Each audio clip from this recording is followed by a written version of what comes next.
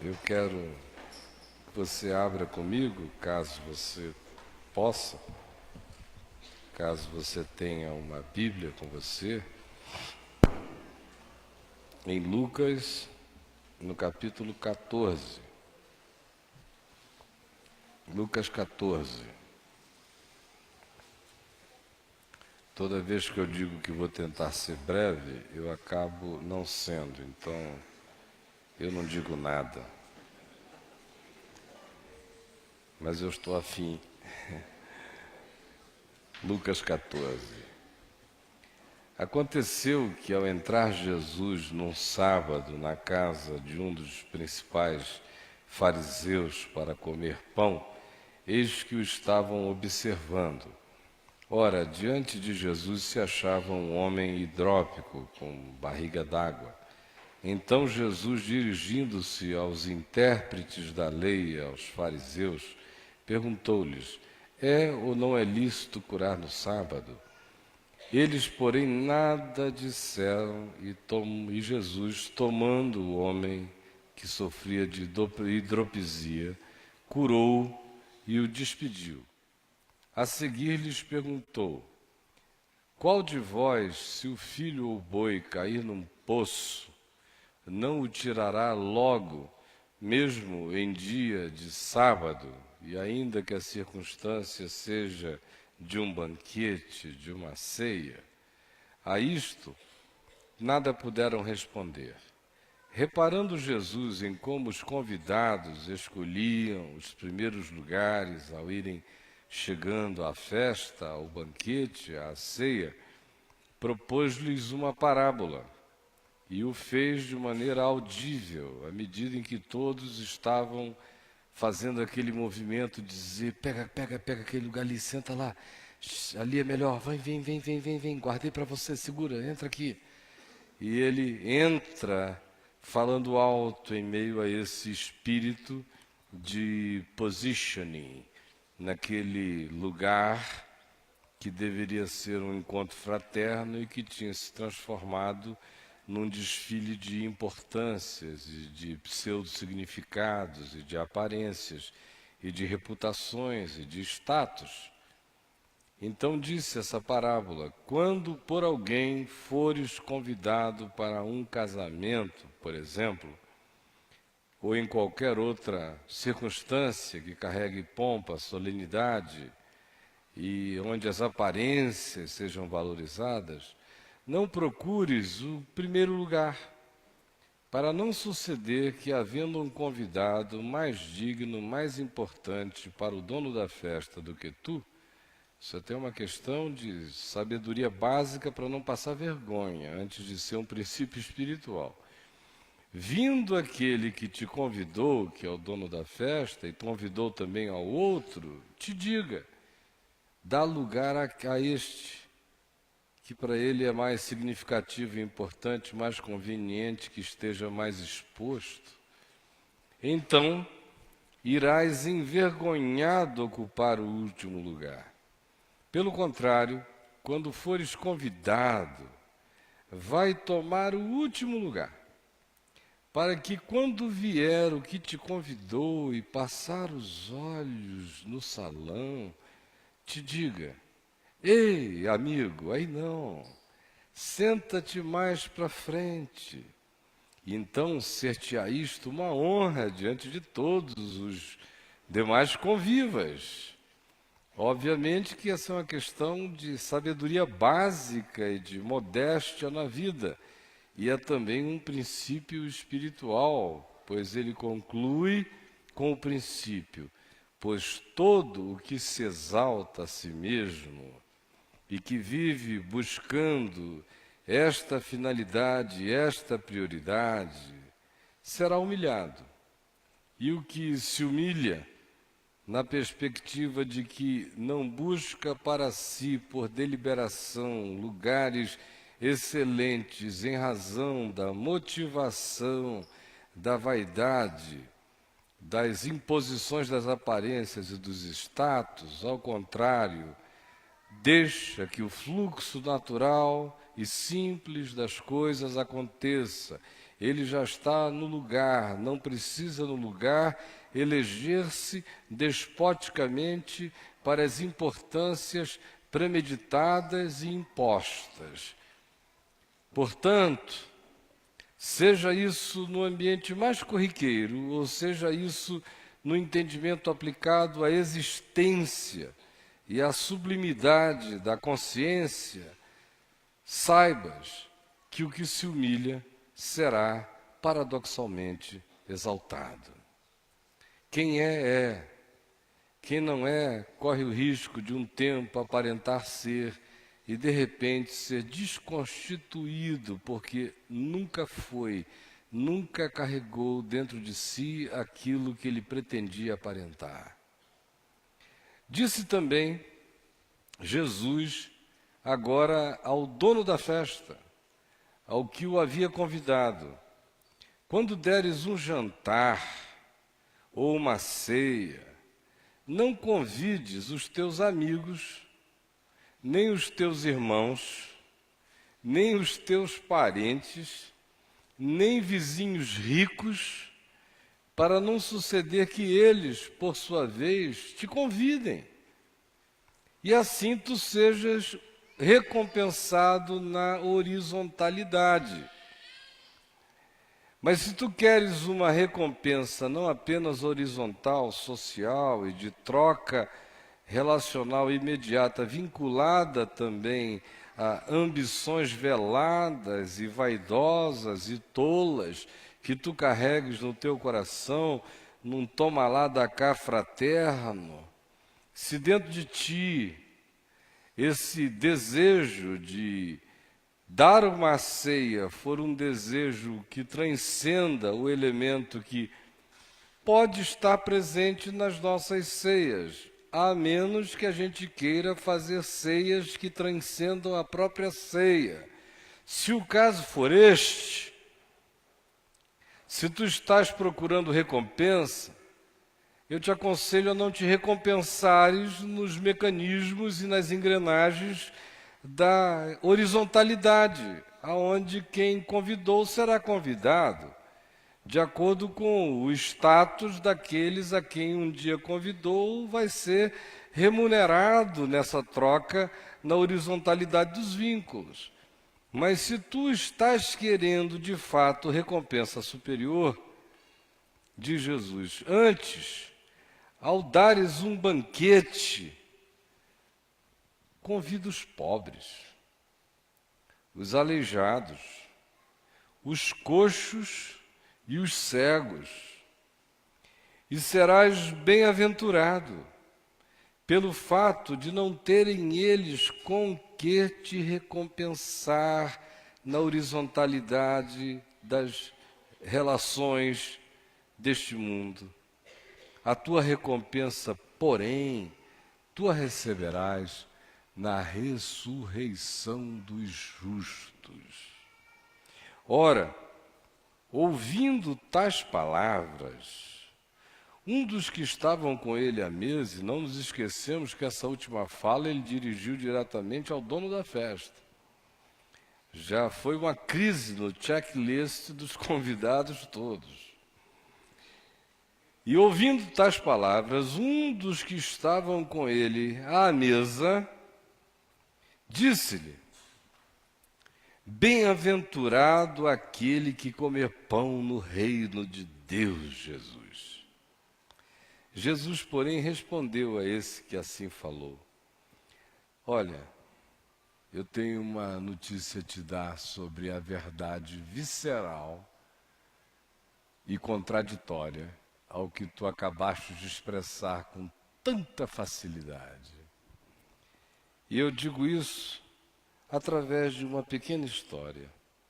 Certo homem deu uma grande ceia e convidou a muitos para a sua ceia.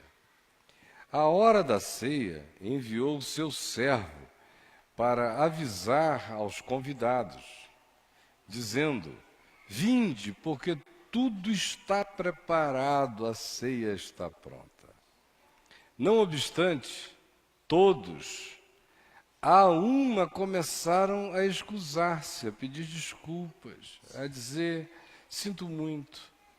Disse o primeiro: puxa vida, comprei um campo, rapaz, e preciso ir vê-lo. Rogo-te que tu me tenhas por escusado, muito honrado com o convite, mas infelizmente não vai dar para aparecer. Outro disse: comprei 5 juntas de bois, ou abri uma agência de automóveis, os carros estão chegando e preciso experimentar os bois, as juntas, ou preciso ver isso que eu acabei de adquirir para o meu novo negócio. Por isso eu peço que tu também me perdoes, leves o meu recado, mas que o patrocinador desta ceia, meu amigo, que assim me honrou, me tenha por escusado, porque não poderei aparecer. E outro disse: ih, rapaz, que azar desgraçado, porque acabei de me casar, meu irmão. E claro que não dá para eu ir nessa, né? Então, não vou nem pedir desculpas, porque casamento é casamento. Então, que o teu patrão me entenda, mas eu não vou largar e transformar minha lua de mel numa lua de fel.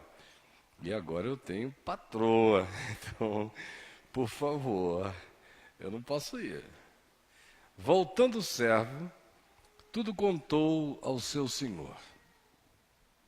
Então, irado, e esta ira, em se tratando da figura arquetípica que Jesus aqui quer fazer representar, que é Deus, vem carregada de um significado extraordinário, porque parece que todos esses arranjos já faziam parte de uma combinação há muito tempo.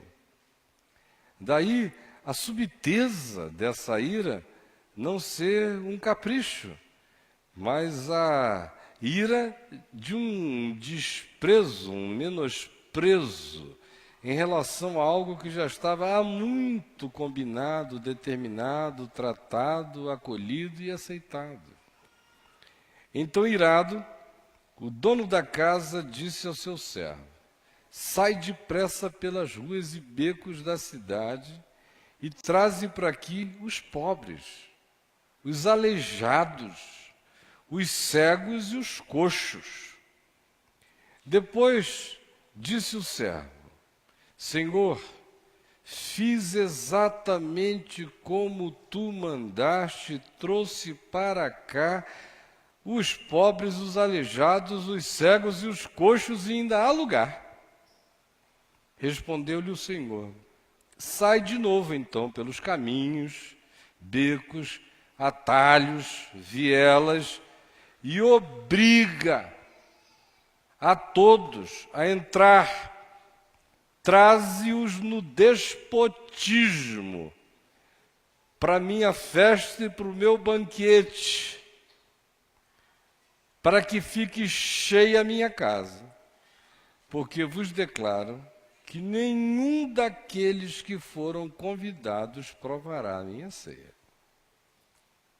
Será uma ceia de pobres, cegos, coxos, paralíticos e gente caída, homelesses dos atalhos, das esquinas, dos caminhos, vagabundos da noite, encherão a minha casa. Mas esses que eram honrados e se excusaram em relação ao meu convite, eu lhes digo que nenhum deles provará a minha ceia. Grandes multidões o acompanhavam, e ele, voltando-se, lhes disse: se alguém vem a mim e não aborrece a seu pai, e mãe, e mulher, e filhos, e irmãos, e irmãs, e ainda a sua própria vida, não pode ser meu discípulo. E qualquer que não tomar a sua cruz e vier após mim, não pode ser meu discípulo. Pois qual de vós, pretendendo construir uma torre, não se assenta primeiro para calcular a despesa e verificar se tem os meios para concluir, para não suceder que, tendo lançado os alicerces e não a podendo acabar, todos os que a virem zombem dele, dizendo: este homem começou a construir e não pôde acabar. Ou qual é o rei que, indo para combater outro rei, não se assenta primeiro para calcular se com 10.000 homens poderá enfrentar o contingente do outro rei que vem contra ele com 20.000 homens? Caso contrário, estando o outro ainda longe, envia-lhe uma embaixada de paz pedindo condições de armistício. Assim, pois, todo aquele que dentre vós não renuncia a tudo quanto tem, não pode ser meu discípulo.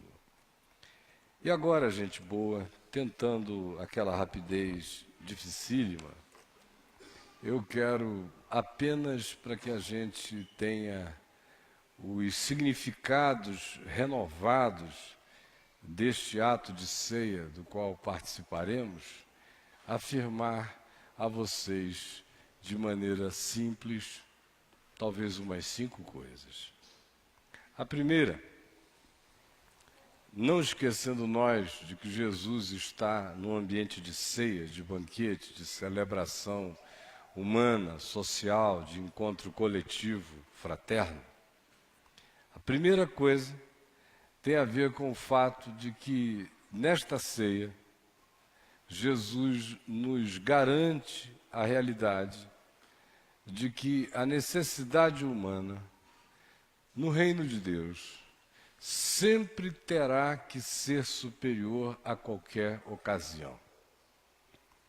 Nenhuma ocasião, nenhum tipo de solenidade, nenhum tipo de protocolo, nenhum tipo de predeterminação, nenhum tipo de criação ou de design de ocasiões pode ter o significado de impedir a realidade implacável da necessidade humana no reino de Deus. Porque a ocasião não pedia uma cura. Era sábado, não era um dia que fizesse uma boa ocasião na mentalidade judaica e diante de tudo que de controvérsia Jesus já tinha tido em razão de curar no sábado. Sendo o sábado uma ocasião não recomendável para a cura, menos recomendável ainda seria a cura num banquete, onde todo mundo vai dizendo, olha, a gente está a fim de esquecer as mazelas desta vida. Só que no meio daquele banquete tinha um homem bem vestido para encobrir uma barriga desse tamanho. E não era de chope, era hidropisia braba. Lá estava ele, com aquela barriga d'água, num desconforto horroroso, fazendo de tudo para sorrir, para todo mundo na festa. E Jesus mandou a ocasião às favas, ainda deu a chance aos que eram naturalmente os opositores do que ele faria, a saber, os fariseus, os fanáticos religiosos da forma, do dia, da data, da hora, das aparências, e os estudiosos da lei, os escribas, os dedicados à exegese, à teologia, ao entendimento das Escrituras e que também faziam oposição a Jesus sempre que qualquer coisa parecida com aquela acontecesse, ele ainda deu a esses a chance de manifestarem-se, perguntando, vocês acham que é ou não lícito a gente curar nesta ocasião? E eles ficaram quietinhos, não lhe disseram palavra alguma. Jesus, então, tomando o hidrópico, tirou-o dali por um pouco e, curando-o, devolveu-o à vida. Não se diz se ele voltou para a festa, se ele ficou tão feliz que foi comer outra coisa, se foi para casa. O fato é que ele nos afirma que no ambiente do significado do reino de Deus não existe ocasião que possa ser construída para ter primazia sobre a condição humana, a dor humana, a necessidade humana.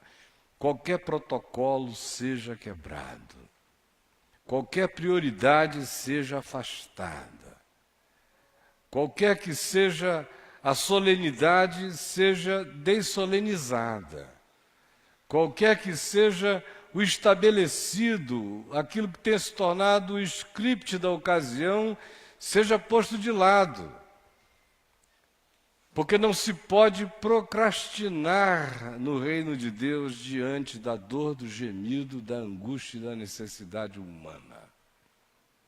Em qualquer que seja a situação, como deveria ser também nos hospitais, como deveria ser em qualquer circunstância onde o ser humano que sofre devesse ter a importância prioritária, como deveria ser no Palácio do Governo, como deveria ser no Congresso, como deveria ser nas nossas casas, como deveria ser na relação dos pais com os filhos, onde frequentemente a gente atropela um filho dizendo aguenta aí, depois a gente fala, não quer nem saber o que é, porque as nossas importâncias são maiores do que a dor já estabelecida e para a qual a gente se faz surdo, porque as nossas ocasiões pré-determinadas se tornam superiores à realidade implacável que ali está.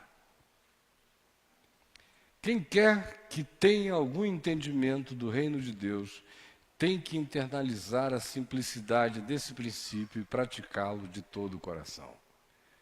Toda ocasião já está relativizada diante de uma condição humana implacavelmente manifesta, inolvidável, impossível de ser evitada na sua percepção, conforme João viria posteriormente a dizer: se tu passares e tu vires o teu irmão, em qualquer que seja o estado de necessidade, em tu vendo e em podendo, atende-o, porque do contrário, como poderá se dizer que em ti habita o amor de Deus? A segunda coisa que Jesus nos ensina com simplicidade infantil e esmagadora aqui, tem a ver com o fato de que no reino de Deus não existe o ambiente espiritual, nem de entendimento, nem de consciência, para que alguém, em dizendo que carrega a consciência do reino de Deus, esquecidos aqui os elementos de educação básica e pensando apenas no princípio do reino, que diz: todo aquele que se exalta será humilhado e todo aquele que se humilha será exaltado. À luz desse princípio e da ilustração por Jesus contada, não pode existir e nem sobreviver dentro de nós o espírito que porventura procure honrar-se a partir de aparências, a partir do nosso posicionamento formal e apenas de contingência de reputação ou produção de imagem ou qualquer que seja a situação para que a nossa vida seja apreciada para além daquilo que necessariamente nós sejamos. Porque o princípio do reino é simples. Quem é? Mesmo quando se põe a serviço daquilo que supostamente ele não devesse servir, mas simplesmente porque ele está tão cheio da consciência grata de quem ele é, que o coração dele se põe exatamente na direção de servir, de se humilhar, que por assim fazer, estranha e paradoxalmente, por meios, forças, circunstâncias invisíveis, conjunções inescapáveis aos nossos sentidos, mas reais diante de Deus, ele, todavia, será exaltado. E aquele que trabalhe porventura, com todo o empenho, todo esforço, para aparentar, para exibir, para performatizar, para carregar a penagem e tudo aquilo que possa significar a fantasia da reputação, e se esforce imensamente por ser visto como aquilo que ele não é, posicionando-se de maneira a evidenciar-se e a aparecer por causa da tirania, do despotismo, da vaidade que o controle, e assim faça. Jesus disse: inapelavelmente este será humilhado. E quem quer que deseje ser gente do reino de Deus, internalize esse princípio no todo da vida. Porque, do contrário, a existência ensinará a você que isto é verdade um dia ou outro, ou muitos dias, ou muitas vezes. E se você não aprender pela admoestação da palavra, você terá que aprender pelo esmagamento da existência. E há alguns que são tão recalcitrantes que nem diante da implacabilidade da existência eles entendem o princípio, de modo que vão se esmagando enquanto existem. O terceiro princípio que Jesus nos ensina aqui tem a ver com fazer da vida, quando se tem a consciência do reino de Deus, um acontecimento que seja carregado de galardão e não apenas de troca e de recompensa horizontal.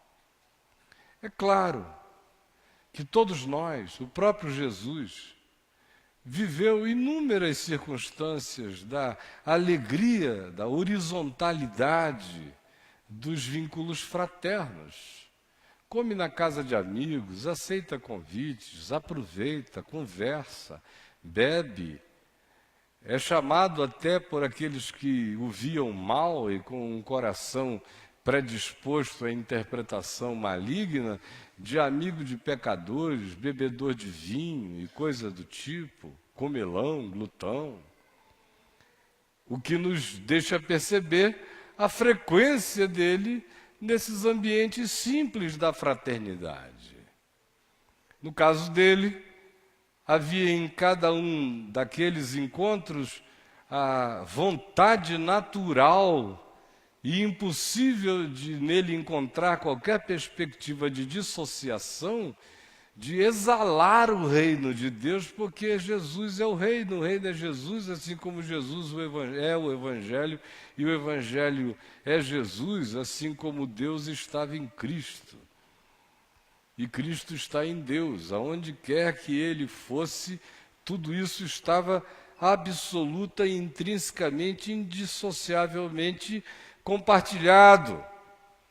Mas no nosso caso, que somos tão distraídos, que somos psicologicamente gente que se departamentaliza tanto, que sofremos tanto a tentação de fazer a hora e a ocasião com finalidades, às vezes, extremamente carregadas de barganha e de segundas intenções. Jesus disse: o natural de um encontro fraterno é que ele aconteça por acontecer. Mas muita gente, quando promove encontros e ocasiões fraternas, sociais e horizontais, o faz na perspectiva da troca, da barganha, da recompensa. Tudo é business. E aí eles convidam os mais interessantes, os promoters naturais, que em saindo dali possam divulgar a roupa dele, a casa dele, o negócio dele, os interesses dele, ou fazê-lo figurar numa lista dos top 10, seja lá o que for. Ou convida os ricos, que podem fazer negócio com ele, ou podem chamá-lo posteriormente para iniciar um relacionamento que, quem sabe, pode ser venturoso, pode gerar alguma coisa. Ou convidam personalidades importantes, que os honrem pelo simples fato de virem e que se um dia os convidarem de volta para pertencerem à confraria dos que frequentam os seus ambientes, eles próprios já serão catapultados para um nível maior de importância e de percepção.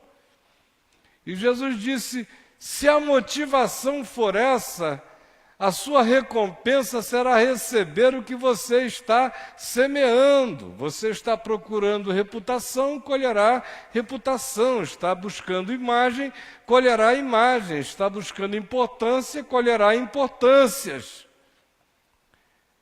É natural, é normal e é saudável quando esses encontros acontecem entre amigos ou pessoas que a gente traga com ternura no coração, mas sem que se alimente nenhum tipo de segunda intenção, troca ou perspectiva de negociação futura e nem de afirmação nossa, por qualquer que seja a presença no nosso meio. Mas nós todos sabemos como funciona muitas vezes o nosso coração, como a gente se trai. E Jesus disse, é nessa ambição das trocas de remuneração social e de importância, de imagem, de significado, que a gente perde o galardão. Porque a gente se torna de uma mesquinharia tão absoluta que o que sobra para nós é a mera troca das vaidades que no fim não significam absolutamente nada além de correr atrás do vento.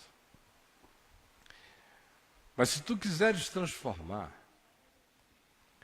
o teu poder de adquirir, de comprar comida, de adquirir bebida, de usar o teu ambiente para alegrar pessoas, se tu quiseres pegar e fazer um bom negócio com o que tu tens, com o que tu podes, com o que tu possuis, ao invés de tu convidares, por exemplo, para uma ocasião que supostamente carregaria um significado especial e traria para ti a possibilidade de relacionamentos futuros, eu te ensino o caminho do relacionamento eterno e não da recompensa passageira, e sim do galardão perene.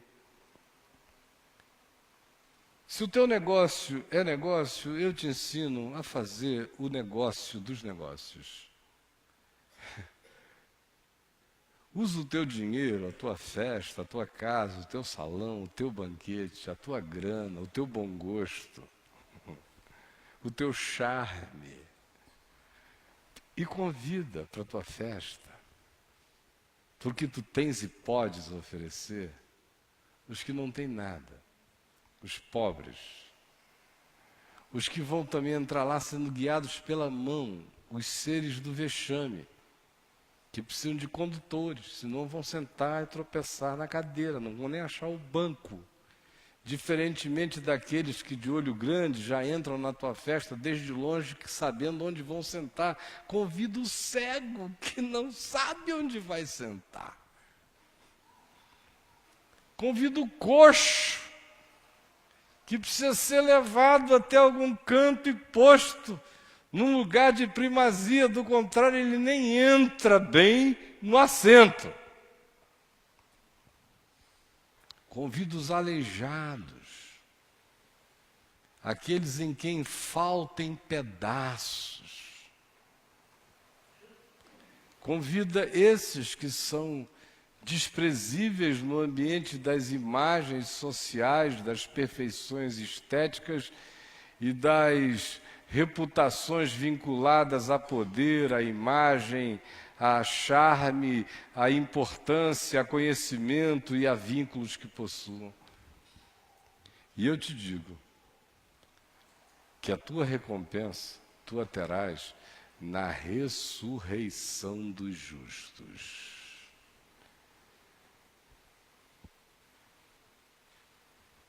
E assim dizendo, ele não nos proíbe de convidarmos para as festas que a gente queira dar, quem a gente queira convidar.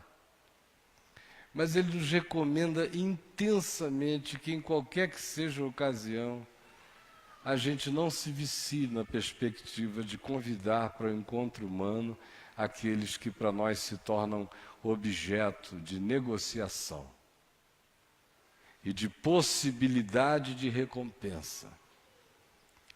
Se for a tua empresa fazendo isto como um acontecimento de relações públicas, é a tua empresa fazendo, mas tu não és uma empresa, tu és um ente. A tua casa não é um business. E Jesus diz, se isso tiver a ver com a tua alma, não acostumes a tua alma aos padrões das trocas, não faças da tua alma um mall, um mercado. Estarás te pondo à venda. Ao contrário, convides quem tu queiras, na simplicidade dos encontros genuinamente amorosos e fraternos, alegres e desinteressados.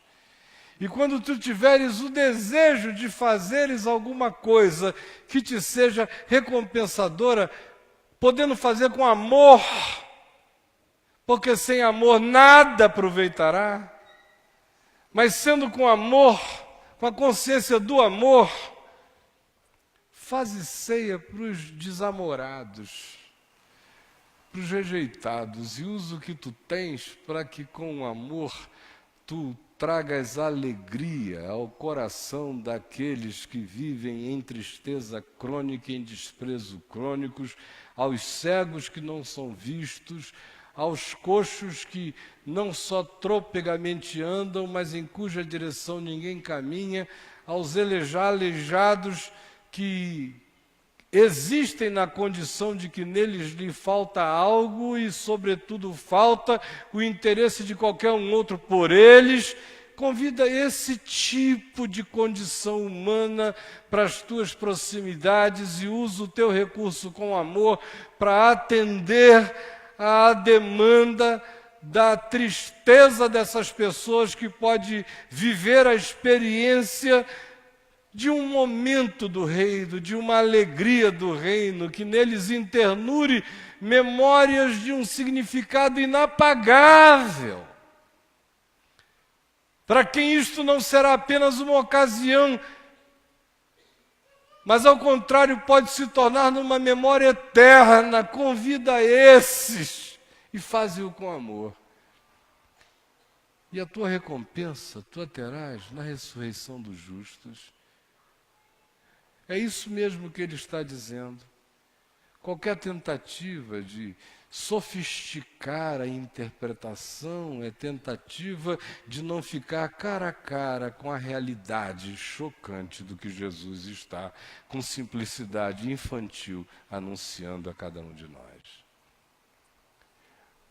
O outro princípio, a outra lição que ele nos apresenta aqui, tem a ver com o fato de que no reino de Deus não há lugar para logorreia do louvor.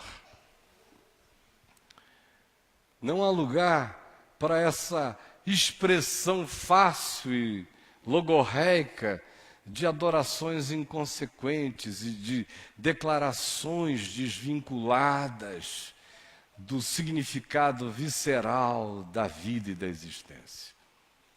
Porque quando ele acabou de dizer essas coisas, uma figura que estava sentada com ele à mesa se levantou. Olha essa figura. Imaginem só. Levanta-se, se diferencia dos outros. Porque ele concorda em gênero, número e grau com Jesus com a boca. Diz, bem-aventurado é aquele que comer pão no reino de Deus contigo, Jesus. E me desculpem a expressão, mas neste dia, particularmente, Jesus estava com a cachorra. Porque ele chegou, disse, deixa eu te contar uma história. Quase que dizendo, deixa eu contar a tua história. A tua. A desse pessoal logorreico. Esse pessoal que diz aleluia para tudo. Esse pessoal que diz estou lá. a esses milhões de filhos amém, filhos sim, filhos de todo acordo. Glória a Deus! Esse pessoal que concorda com tudo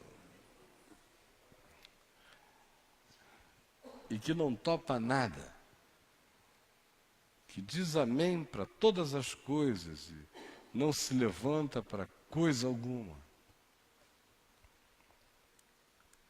Jesus conta essa história do homem que deu uma ceia, mandou convidar os convidados ilustres e eles passaram a escusar-se. E as desculpas são todas elas interessantes. Tem um que diz, olha, eu não posso ir porque eu comprei um campo.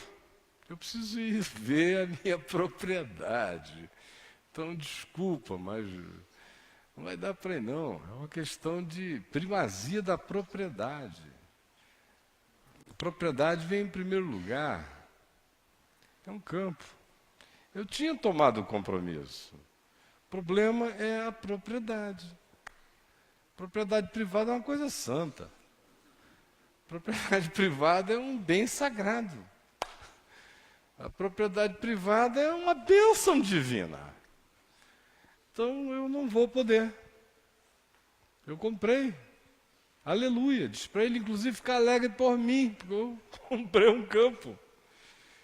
Não vou poder ir a essas bodas que carregavam um significado combinadamente, de modo anterior, absolutamente importante para aquele que convidara e que tinha recebido o assentimento de cada um dos convidados. Mas a propriedade privada vem na frente, o campo vem na frente. Outro disse, é um negócio, rapaz, eu comprei umas juntas de boi, ou eu comprei algo que vai me possibilitar um remanejamento de capital. Eu vou poder iniciar um novo negócio, eu estou agregando valor ao meu negócio, de modo que eu não vou poder ir. De modo nenhum, não está, agora não é a hora, eu amo tudo isso, gosto dele, tudo maravilhoso, mas não está dando. As circunstâncias não me permitem dar prioridade a esse convite. As contingências. Isso não vai ser para sempre, mas no momento, contingencialmente, eu vou ter que pedir desculpas, mas esse negócio do reino de Deus vai ter que esperar um pouco, porque eu estou tomado pelas contingências que, para mim, são mais importantes no momento do que qualquer outra coisa, embora eu entenda e me escuse imensamente, mas não dá, a vida é curta. Eu tenho que aproveitar a hora. Aí vem aqui um outro e diz, cara, ela é gostosa demais. Eu casei, bicho. A mulher está lá, rapaz. E não vai dar para eu ir. Pelo amor de Deus, até Deus entende que nessa não vai dar para eu ir. Porque mulher é mulher, homem é homem. Afetos são afetos. Eu não vou poder ir. Isso vem antes. Agora não dá. Sinto muito. Azar foi dele. Eu fiquei solteiro tantos anos e a festa não rolou. Agora não está dando para eu ir. São todos exemplos absolutamente comuns. Mas se diz que isso gera uma ira. E no contexto de tudo que Jesus fala sobre esse que ele constrói como o Pai, como Deus, como Senhor, como Rei, e que carrega sempre um senso de justiça, no mínimo, quando ele não está tomado de amores, ele está tomado de justiça. Para que a conclusão é que ele ficou irado, é porque isso tinha um significado carregado de descaso enorme. E aqui, de fato, se anuncia a idolatria do coração humano e que está presente e subjacente em nichos distintos da nossa alma e que fazem com que, mesmo a gente declarando e dando assentimentos de que bem-aventurado é aquele que entrar no reino, é aquele que comer pão no reino, é aquele que for convidado para a festa do reino, é aquele que seja filho do reino ou cidadão do reino. Bem-aventurado aquele que busque o reino de Deus em primeiro lugar. Na prática, todavia, não é assim. Na prática, os nossos interesses sempre vêm antes, os nossos campos têm a primazia, os nossos negócios têm a primazia, os nossos amores e idolatrias afetivas têm a primazia, de modo que é fácil levantarmos-nos na hora da ceia e dizermos: bem-aventurado é aquele que comer pão no reino de Deus. O que Jesus diz é o seguinte: há um convite feito de fato a ti, e a minha pergunta é se essa bem-aventurança que tu declaras carrega para ti o significado absoluto equivalente à ênfase com a qual tu tentas fazer todo mundo crer que ela tenha de significado e de importância para a tua própria vida.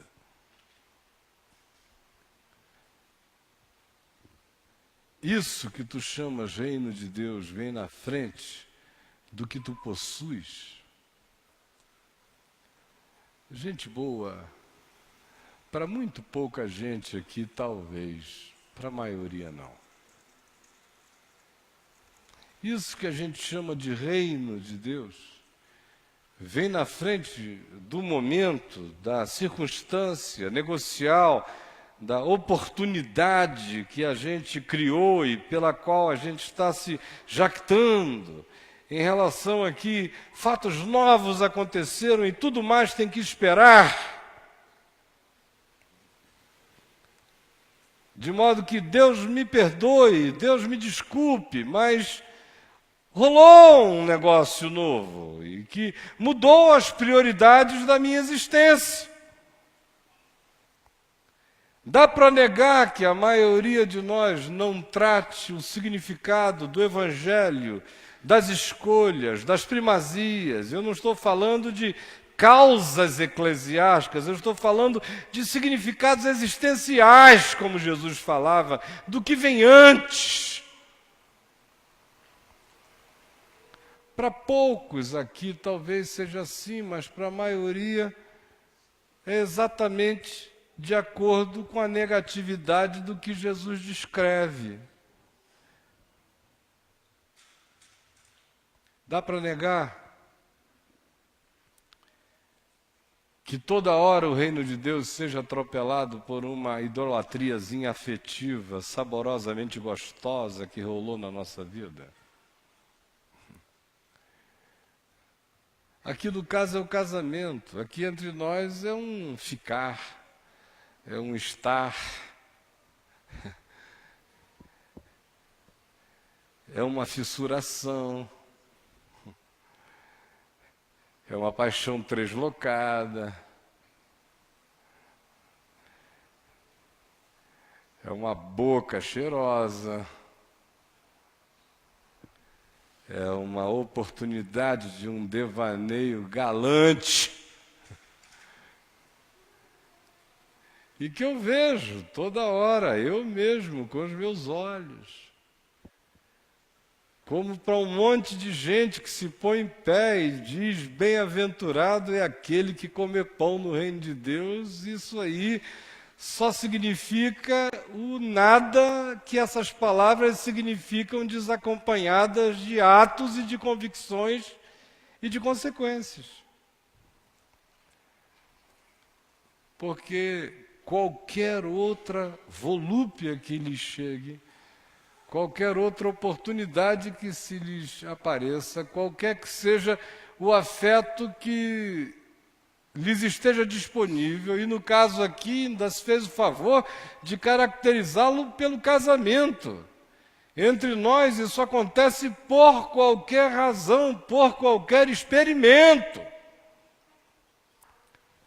Mas o fato é que o reino de Deus vai sendo deixado e nunca acolhido, e o chamado do Evangelho é sempre postergado, nunca atendido, é sempre adiado, nunca abraçado.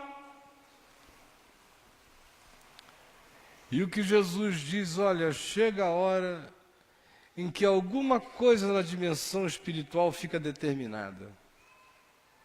Depois que você diz não, não, não, e você troca, chega uma hora em que o Rei soberano diz: a casa vai ficar cheia da antítese de tudo quanto esse pessoal se considera. E eu vou trazer para cá todo mundo que eles não trariam, mas eles mesmos não entrarão. Eu vou trazer para cá todos aqueles com quem eles não se casariam. Vou trazer para cá todos aqueles com quem eles não namorariam. Vou trazer para cá todos aqueles com quem eles não fariam negócio, nem perderiam seu tempo, para os quais não dariam festas. Eu vou trazer para cá todos aqueles que não figurariam em qualquer lista de importância deles, mas eles mesmos tiveram o seu limite estabelecido por eles próprios. Aí a gente subitamente lê aqui na sequência que Jesus, cercado de multidões, o ambiente tinha mudado, essas multidões não estavam dentro dessa festa, mas os discípulos dele estavam e assistiram tudo o que ele fizera lá dentro. Nessa sequência aqui, que não quer ser historicamente minuciosa, mas quer ser, do ponto de vista de uma pedagogia de sequência de ensino conectada, e, portanto, se utiliza dos elementos que acabaram de ser tratados e nos diz o seguinte, que em meio a essas grandes multidões que acompanhavam a Jesus, ele, voltando-se para tais multidões, lhes disse: se alguém vem a mim. Isso é que é horripilante, especialmente nesse tempo tão psicologizado, tão pós-moderno, tão delicado, tão politicamente correto. Vem Jesus e diz: se alguém vem a mim e não aborrecer a seu pai. Aborrecer não no sentido de ficar com raiva do seu pai, que seria um contrassenso em relação a Jesus, que nos manda amar e honrar pai e mãe. Mas aborrecer no sentido de que meu pai não será o ídolo afetivo da minha vida. Eu o colocarei aonde ele é, está e deve estar, e o honrarei na perspectiva do significado que qualquer pai tem que ter na vida de um filho, com amor e honra, não com idolatria, não na vinculação da doença e da chifopagia, nem da dependência. Se alguém quer vir após mim e não aborrecer a seu pai, ou a sua mãe, na mesma perspectiva e na mesma medida. E pasmem, a sua mulher, que no meio cristão parece uma heresia, onde se diz para as mulheres especialmente que se o marido cortar a cabeça delas, elas a si mesmo devem se submeter e ficar ali como João Batistas dos Salomés masculinos no baile dos vampiros. E vem Jesus e contra esse culto ao casamento a qualquer preço, diz, incluindo a tua mulher ou o teu marido, que se quiserem eles mesmos se imporem como esse valor absoluto na tua vida, ou se tu mesmo estiveres deixando com que isto aconteça como absolutização na tua vida, fica sabendo que a consequência é que tu não poderás ser meu discípulo. Se o teu pai for assim para ti, se a tua mãe for assim para ti, se a tua mulher ou teu marido for assim para ti, se os teus filhos, irmãos, netinhos, irmãs, e ainda a tua própria vida, tu não poderás ser meu discípulo. E qualquer que não tomar a sua cruz e vier após mim, não pode ser meu discípulo. Por isso ele está calando a boca dos que levantam-se, dizem bem-aventurado com facilidade, dos que acham que o reino de Deus é um encontro de amenidades, está chamando tudo para a consciência de que esta não é a ceia das banalidades, mas sim da consciência das visceralidades de valores e de escolhas na vida. E dizendo, quem quer que assim não entenda, conforme eu aqui expus, não pode, não conseguirá, jamais será meu discípulo, porque não existem barganhas a fazer. As coisas são exatamente como Deus as chama e as vê. Vamos curvar as nossas cabeças e vamos olhar para o coração, todos nós.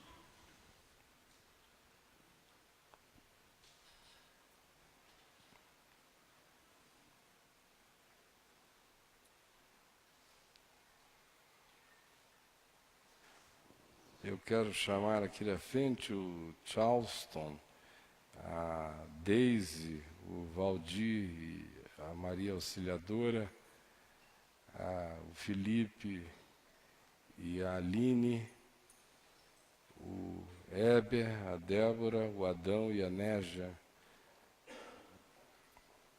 E enquanto esses irmãos distribuem o pão e o vinho, nós ficaremos atentos o suficientes apenas para recolher o pão e o cálice e absortos no que nós ouvimos e considerando no que foi dito da maneira mais concentrada possível para que nada se desperdice nas nossas distrações. Porque esta é a ceia do Senhor, não é o banquete dos fariseus. E aqui, a ocasião não tem primazia sobre a condição humana. O próprio momento dessa solenidade não carrega nem um pouco o significado que seja para ser comparado com o que significa você, sua dor, sua necessidade, sua carência e sua dor silenciosa. A ceia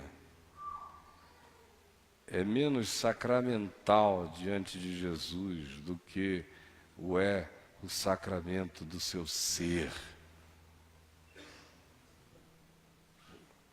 O que é verdadeiramente santo diante de Deus é o que você traga sincera e visceralmente como condição humana para este lugar. E sobre tal condição a graça de Deus vai se aplicar, se você o desejar. Está se aplicando agora pela fé, meramente pela palavra, em nome de Jesus. Do mesmo modo, esta é a ceia do Senhor. É aqui o lugar onde a gente olha para o coração e a gente busca ficar curado das nossas vaidades, das nossas falsas importâncias, da corrupção dos significados e dos valores na nossa mente, aonde a gente, de fato, renova a consciência de que nós não estamos neste mundo para nos tornarmos oportunistas da hora, mas para, encontrando as oportunidades de servir, não perdermos nenhuma delas. E o mais Deus fará, Ele promete e faz. Ele promete e faz. Não busque se exaltar, seja e fique no seu canto, fazendo o que lhe é comum, peculiar, expressando o seu dom, seu ser. E é impossível que quem você seja não venha a ser exaltado por Deus, não por você mesmo. E a promessa da verdade do Evangelho é que aquele que se humilha perante a poderosa mão de Deus, não num exercício de autoflagelação, mas num exercício de amor que serve ao próximo, à vida, esse o Senhor exaltará, inegavelmente exaltará.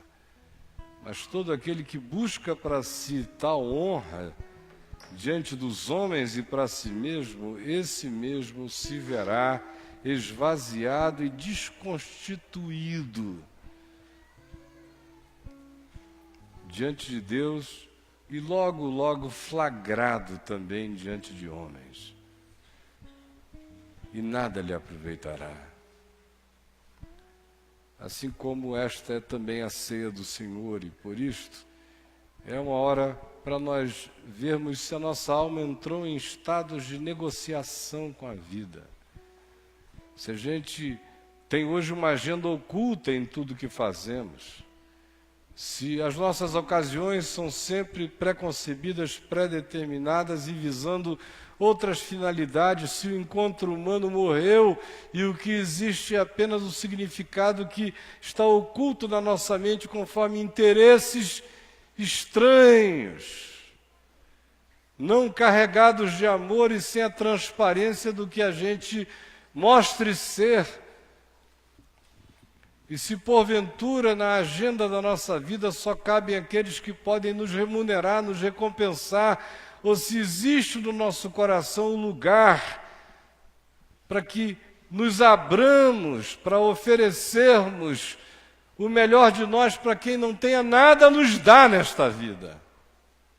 Ou se ao contrário, todos os nossos encontros humanos se tornaram encontros de interesses, de devoluções, de barganhas e de remunerações posteriores. Jesus diz, cuidado para que a vida não se torne isso para você.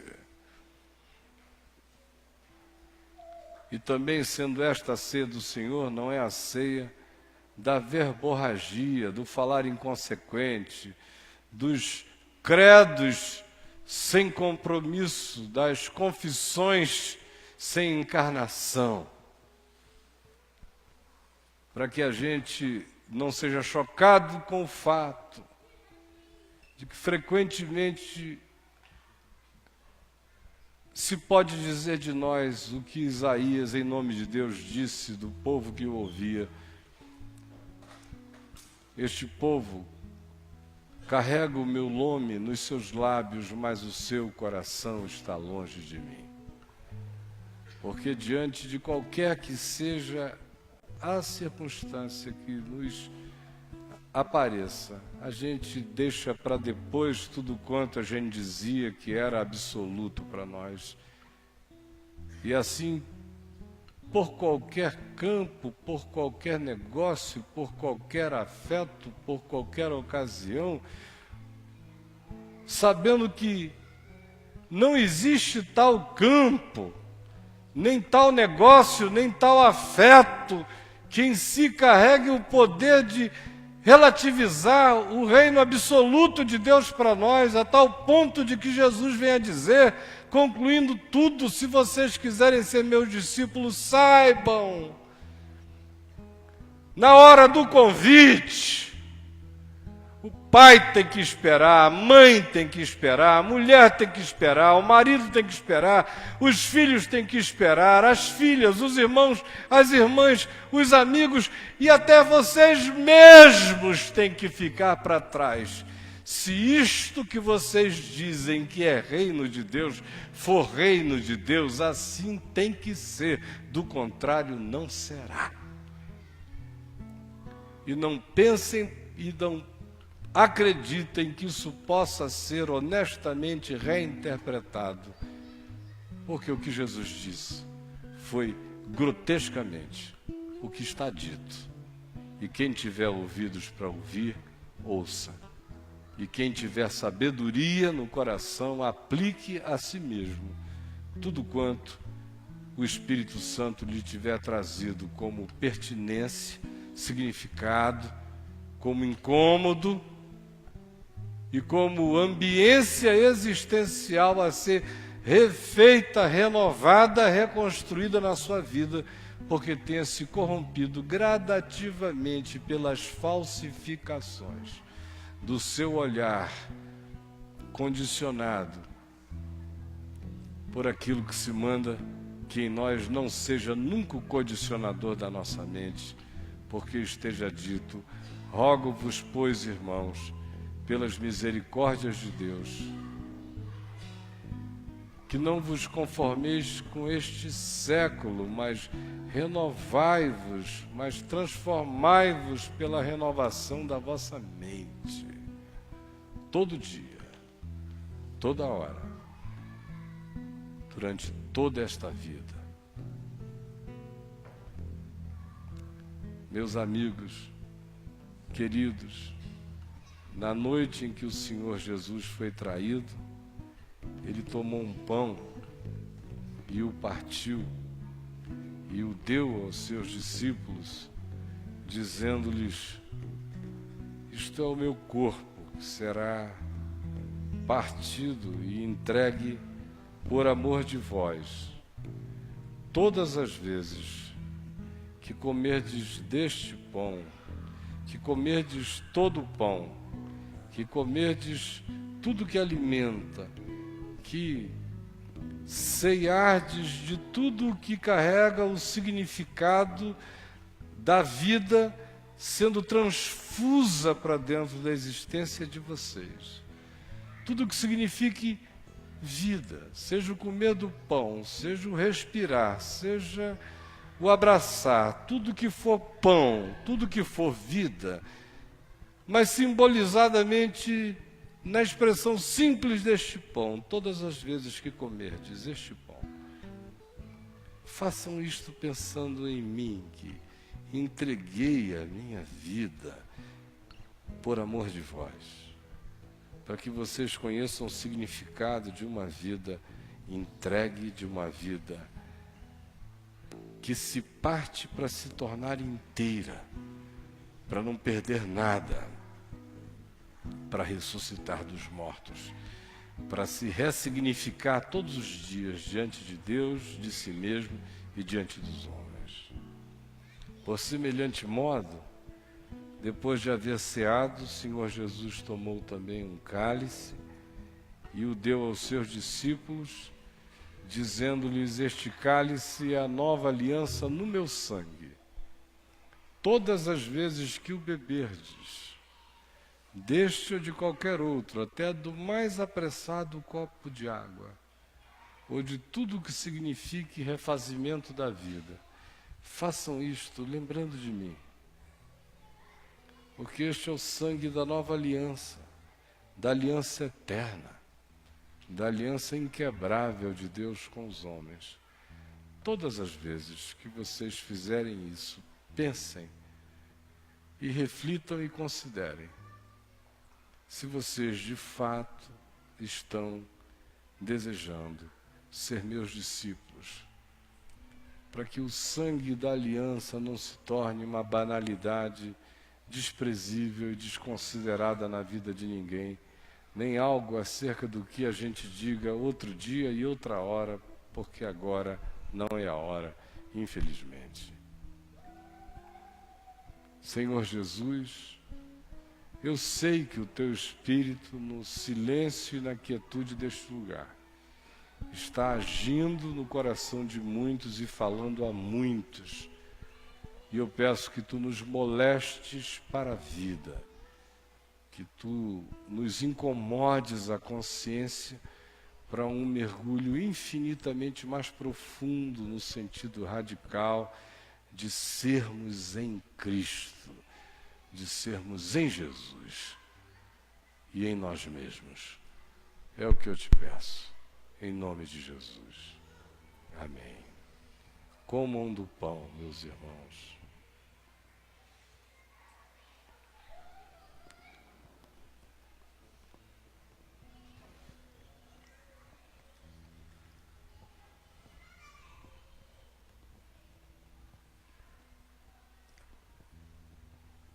Bem-aventurado de verdade é aquele que comer pão, que servir pão, que oferecer pão, que for pão no reino de Deus.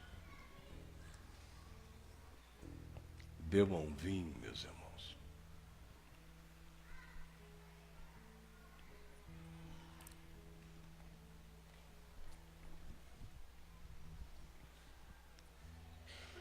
Bem-aventurado é todo aquele que anseia beber o cálice do reino, servir o cálice do reino e apenas sorver o vinho novo sem jamais adaptá-lo às condições de odres velhos. E bem-aventurado é todo aquele que, em ouvindo o chamado, não o posterga, não o adia, não procrastina, não inventa álibis, não falsifica o seu próprio entendimento com auto-enganos, a fim de não acolher o privilégio eterno da sua vocação, que vem acima de tudo, que vem antes de tudo, que relativiza tudo mais.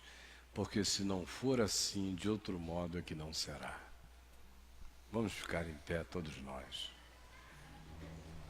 Vamos recolher os cálices.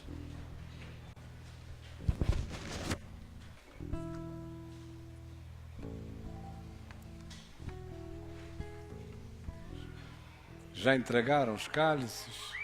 Já dá para pegarmos nas mãos uns dos outros? Sem fechar o corredor para o pessoal que está recolhendo poder passar. Mas assim que eles passarem, podem fechar os corredores, dando as mãos uns aos outros.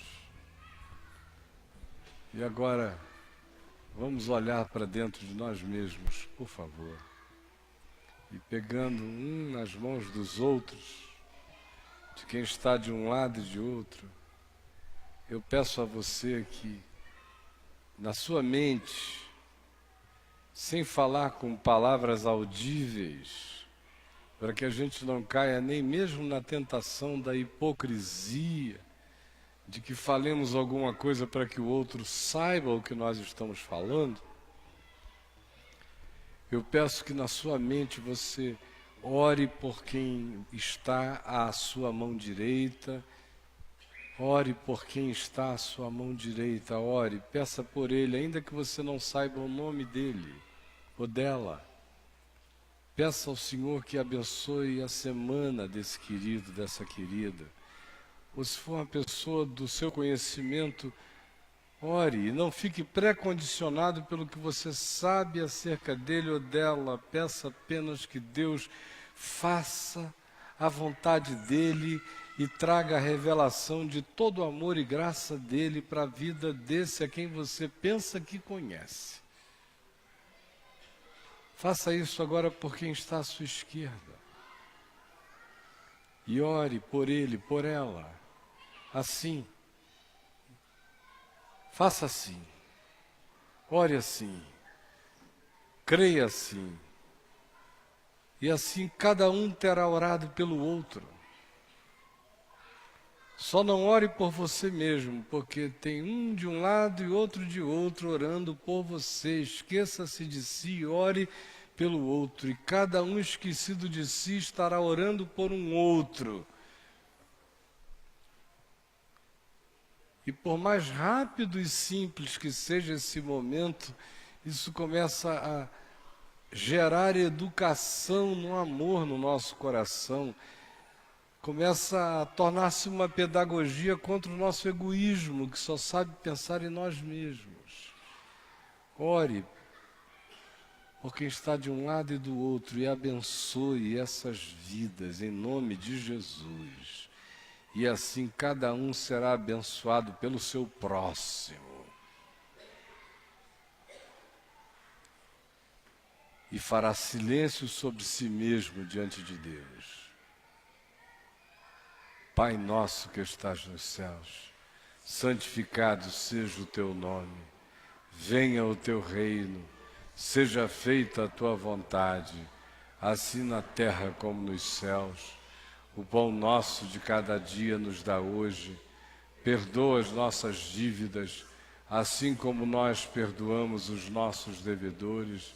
E não nos deixes cair em tentação, mas livra-nos do mal, pois teu é o reino, o poder e a glória para sempre. Amém.